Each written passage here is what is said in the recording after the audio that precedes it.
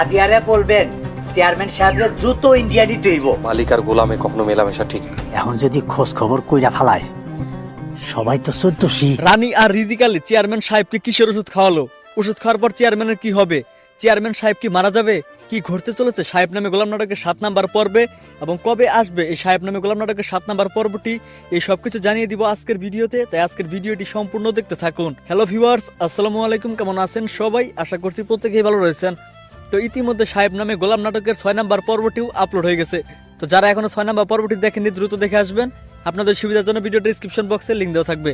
তো 6 নাম্বার পর্বে তো খুবই কষ্টদায়ক কাহিনী ঘটলো।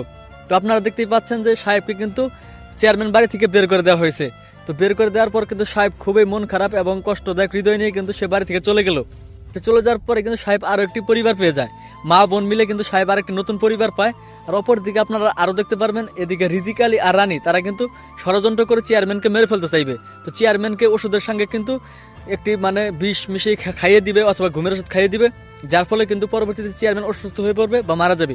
তো আপনাদের কাছে কি মনে হয়, চেয়ারম্যান কি আগামী 7 নাম্বার পর্বে মারা যাবে? অবশ্যই কিন্তু কমেন্টে লিখে জানাতে ভুলবেন না। তো এখন আপনাদেরকে জানিয়ে দিব এই সাহেব নামে গোলাম নাটকের 7 নাম্বার পর্বটি কবে আসবে। তো সেটি জানিয়ে দেওয়ার আগে দ্রুত আমাদের এই চ্যানেলটি সাবস্ক্রাইব করুন।